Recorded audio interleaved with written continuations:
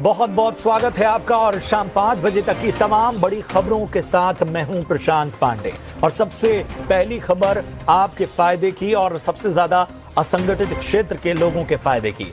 Pension यानी हमारी और आपके बुढ़ापे की लाठी। मोदी सरकार ने बजट में असंगठित क्षेत्र यानी अनऑर्गेनाइज्ड सेक्टर के लोगों के लिए न्यूनतम पेंशन की। जी हाँ पेंशन धारकों, आपने बिल्कुल सही सुना। इस वक्त की पेंशन धारकों के लिए बहुत ही महत्वपूर्ण इंपोर्टेंट खबरों को लेकर हम हाजिर हो चुके हैं, जिसमें दोस्तों ईपीएस 95 पेंशन धारकों के साथ साथ यहाँ पर सरकारी कर्मचारी और राज्य कर्मचारी पेंशन धारकों के लिए भी बड़ी खबर है, जिसमें दोस्तों ईपीएस 95 पेंशन योजना से जुड़ी न्यूनतम पेंशन के साथ साथ हायर पेंशन की बात की जाएगी।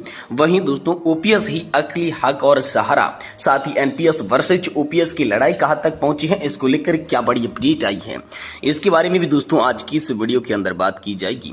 साथ ही बात करने वाले हैं यहाँ पर आज की तमाम बड़ी खबरें, जिसमें दोस्तों कर्मचारी पेंशन योजना 1995 यानी कि ईपीएस 95 को लेकर बड़ी खबर है। मोदी सरकार और कर्मचारी भविष्य निधि संगठन को पेंशनर्स ने यहाँ पर फंसा दिया है। कहां पर पेंशन भोगियों की पाई का हिसाब करें, सार्वजनिक कहां हो रहा है खर्चा, इसके बारे में दोस्तों कर्मचारी भविष्य निधि संगठन और मोदी सरकार से हिसाब मांगा गया है, तो इसके बारे में बात करेंगे। साथ ही दोस्तों यहाँ पर कर्मचारियों के लिए यहाँ पर बड़ी खबर है। ईपीएस 95 पेंशन धारकों की पेंशन बढ़ोतरी को लेकर आप सभी के लिए बड़ी खबर है, जिसमें दोस्तों कर्मचारी भविष्य निधि संगठन जो है जल्द ही आप सभी की पेंशन बढ़ोतरी कर सकता है। इसको लेकर नई रिपोर्ट सामने आई है। तो आखिरकार पेंशन में वृद्धि कैसे हो सकती है और कर्मचारी भविष्य निधि संगठन इसको लेकर क्या कर सकता है, इसके बारे में आज की इस वीडियो के अंदर बात की जाएगी। वहीं दोस्तों आप सभी के लिए एक बार फिर से ईपीएस 95 पेंशन योजना के तहत फिर से दोस्तों संसद में आप सभी की मांग उठने लग गई है। तो आखिरकार संसद के अंदर आप सभी ईपीएस पेंशन धारकों की क्या क्या मांगे उठी, जिस पर दोस्तों आने वाले समय में क्या होने वाला है, हाल फिलहाल में क्या बड़ा अपडेट आया है, इसके बारे में भी दोस्तों आज की इस वीडियो के अंदर संपूर्ण रूप से जानकारी आप सभी को इस वीडियो के माध्यम से दी जाएगी। इसलिए आपसे निवेदन करते हैं कि दोस्तों वीडियो को आप लास्ट तक देखिएगा। और इससे पहले अगर चैनल पर नए हैं, आप हमारी वीडियो को पहली बार देख रहे हैं, तो दोस्तों चैनल को सब्सक्राइब करने के साथ साथ वीडियो को लाइक जरूर कर दीजिएगा। तो चलिए बिना किसी देरी के आज की पेंशन से जुड़ी तमाम बड़ी खबरों को यहां पर जान लेती हैं। जी हाँ दोस्तों, पहली बड़ी खबर की बात करें तो ईपीएस 95 पेंशनर्स के लिए आज की यहाँ पर जो है बहुत ही महत्वपूर्ण और इंपोर्टेंट खबर निकलकर सामने आ रही है, जिसमें दोस्तों मोदी सरकार और कर्मचारी भविष्य निधि संगठन से पेंशन धारकों ने जो हिसाब मांगा है। इससे पहले हम बात करते हैं कि ईपीएस पेंशन धारकों की पेंशन बढ़ोतरी कैसे और कब हो सकती है और कितनी हो सकती है, इसको लेकर ताजा रिपोर्ट क्या सामने आई है। देखिए दोस्तों, कर्मचारी भविष्य निधि संगठन जो है वो जल्द ही कर्मचारी पेंशन योजना के तहत जो सदस्य हैं उनको बड़ी सौगात दे सकता है। सरकार न्यूनतम पेंशन बढ़ाने की दिशा में हाल फिलहाल में काम कर रही है। इस बढ़ोतरी की जा सकती है। दोस्तों उम्मीद तो यह है कि कर्मचारी पेंशन योजना की जो न्यूनतम मासिक पेंशन अभी महज 1000 रुपए की मिल रही है, उसे बढ़ाकर 9000 रुपए कर सकता है। ऐसी बड़ी अपडेट आप सभी के लिए हाल फिलहाल में निकलकर सामने आई है, क्योंकि सरकार ने यहाँ पर पेंशन भोगियों की मांग को लेकर यहाँ पर बड़ा कदम उठाया है, जिसमें दोस्तों श्रम मंत्रालय की अहम बैठक होने जा रही है। बैठक में दोस्तों संसद की जो स्थायी समिति है उसका सिफारिशों पर बड़ा फैसला आ सकता है। श्रम मंत्रालय की बैठक के अंदर वेतन संहिता को लेकर अहम फैसला हो सकता है, जिसमें दोस्तों हाल फिलहाल में बात की जाए तो हाल फिलहाल में पहले 2021 के मार्च महीने में संसद की स्थायी समिति ने कर्मचारी पेंशन योजना की न्यूनतम मासिक पेंशन को बढ़ाकर 1000 रुपए से बढ़ाकर 3000 रुपए करने की मांग की थी। हालांकि जो पेंशन भोगी थे वो मांग कर रहे थे कि इसे बढ़ाकर 9000 रुपए किया जाना चाहिए। और इसी तर्ज पर दोस्तों 5 राज्यों के हाई कोर्ट्स ने ईपीएस पेंशन फंड को मौलिक अधिकार बता दिया है और पेंशन में बढ़ोतरी होनी चाहिए, ये उचित कदम उठाने को सरकार को कह दिया है। लेकिन जो केंद्र सरकार है अभी तक पेंशन बढ़ाने की मूड में नहीं नजर आ रही है, इसलिए काफी सारे नाराज पेंशन धारकों ने ईपीएफ और सरकार के ऊपर दोस्तों बहुत ही बड़ा तंज कसाया, उसको यहाँ पर जो है परेशानी के अंदर डाल दिया है। इसी को लेकर अगली बड़ी खबर की बात करने वाली है कि कर्मचारी पेंशन योजना 1995 के तहत मोदी सरकार और कर्मचारी भविष्य निधि संगठन को पेंशनर्स ने फंसा लिया है। कहां पेंशन भोगियों की पाई का हिसाब सार्वजनिक कीजिए, कहां हो रहा है इसका खर्चा, कैसे आखिरकार पेंशन धारकों की पेंशन बढ़ नहीं रही है, इसका हिसाब दोस्तों ईपीएफ और मोदी सरकार से मांग लिया है। तो चलिए इस रिपोर्ट के बारे में विस्तार से इस वीडियो के अंदर बात करते हैं। दोस्तों, सोशल मीडिया पर पेंशनर्स ने कर्मचारी भविष्य निधि संगठन में जमा धनराशि का हिसाब मांग लिया है। केंद्रीय बजट 2024 में यहाँ पर पीएम मोदी और वित्त मंत्री निर्मला सीतारमण की ओर साथ ही साथ कर्मचारी भविष्य निधि संगठन से इस वक्त पेंशन भोगियों रडार पर ले रखा है। रिसर्च बैकस्पेस के फेसबुक पर केंद्रीय मंत्री निर्मला सीतारमण की फोटो दिखाते हुए लिखा कि कैसा लगा इस साल का बजट।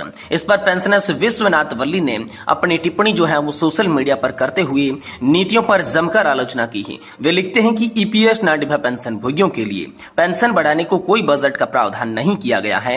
उन्होंने राज्यसभा मंत्रियों, कैबिनेट सचिवालय, प्रधानमंत्री कार्यालय और अतिथियों के आतिथ्य के लिए वेतन आदि में दोस्तों यहाँ पर जो है 1248 करोड़ रुपए का बजट का जो प्रावधान किया है उसके भी बारे में बात की। ईपीएस 95 पेंशन भोगियों के साथ भेदभाव किया जा रहा है। पेंशन भोगियों को 30-40 साल की सेवा देने की अंशदान देने के बाद भी पेंशन मिल रही है, जबकि एमपीज, एमएलए आदि को अंशदान के बिना ही भारी और मोटी पेंशन मिल रही है। पीएम सर ने बजट में सराहना करते हुए कहा कि बजट सभी श्रेणियों के लिए सशक्त है।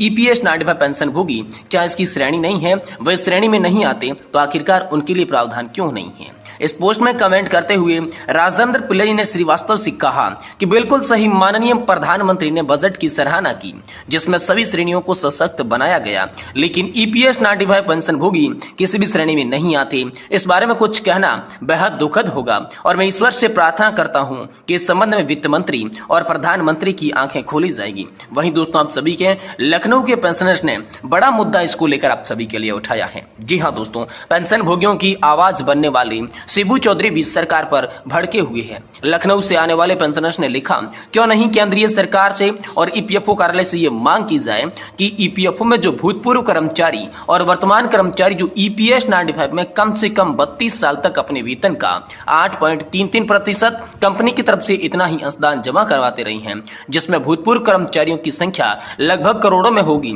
उसका हिसाब किताब सार्वजनिक करें ताकि पता चल सके कि इस धन को कहां खर्च किया जा रहा है और उसमें हर कितना मुनाफा आ रहा है।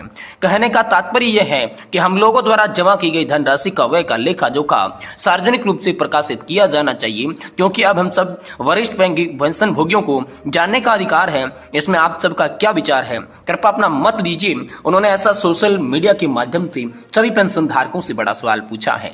यानी कि दोस्तों, सीधे सीधे शब्दों में कहा जाए तो यहाँ पर आप सभी के लिए कर्मचारी भविष्य निधि संगठन और मोदी सरकार से यह हिसाब मांगा गया है कि कर्मचारी भविष्य निधि संगठन के अंदर जो नियोक्ताओं ने और साथ ही साथ जो कर्मचारियों ने जमा किया है, अंशदान दिया है, उसका हिसाब किताब क्या है, उसमें इंटरेस्ट रेट मिलाकर कुल मिलाकर कितना यहाँ पर जो है पूरा बजट बनता है, इसका लेखा जोखा सार्वजनिक रूप से सभी के सामने आना चाहिए। तभी सरकार की असलियत आ पाएगी। क्या वास्तव में पेंशन फंड घाटे में चल रहा है या फिर सरकार इसको लेकर ऐसे ही यहाँ पर जो है बहसबाजी करने में लगी हुई है। वहीं दोस्तों, लगातार आप सभी की ईपीएस 95 पेंशन बढ़ोतरी का मुद्दा संसद में उठता आ रहा है और इसी कड़ी में दोस्तों एक बार फिर से तमिलनाडु के सांसद सन सुगमम जी ने यहाँ पर आप सभी के लिए लोकसभा में ईपीएस 95 पेंशन धारकों की न्यूनतम पेंशन वृद्धि का मुद्दा उठाया है। उन्होंने कहा कि 20-30 साल तक काम करने वाले पेंशन धारक जो है बहुत ही कम पेंशन पा रही हैं, लेकिन मंत्री, सांसद, नेता किसी भी प्रकार का अंशदान नहीं देते, लेकिन वो मोटी एक बार बने एमएलए तो एक बार की पेंशन पाते हैं, 2-2, 4-4 पेंशन यहाँ पर सरकारी कोष से लेते रहते हैं। उनके लिए कोई अलग से प्रावधान नहीं है, लेकिन जब कोई कर्मचारी और यहाँ पर जो असली का पेंशन धारक जो है वो पेंशन मांगता है तो सरकार कहती है कि उसके पास बजट नहीं है। आखिरकार ऐसा क्यों? संसद के अंदर उन्होंने दोस्तों बड़ा सवाल पूछा। हाल फिलहाल में अभी तक इसके बारे में लिखित कोई भी जानकारी नहीं है, लिखित जवाब नहीं आया है। जैसे इस पर लिखित जवाब आएगा हम आपको तुरंत इसी चैनल के माध्यम से देने की कोशिश करेंगे। इसलिए आपसे निवेदन करते हैं कि दोस्तों इस वीडियो को आप लाइक करने के साथ साथ चैनल को जरूर सब्सक्राइब कर लें, ताकि पेंशन धारकों से जुड़ी हर बड़ी खबर सही, सटीक और तथ्यों पर आधारित आप सभी को इसी चैनल के माध्यम से सबसे पहले देखने को मिल सके। आज की वीडियो को देखने के लिए आप सभी पेंशन धारकों का बहुत बहुत धन्यवाद।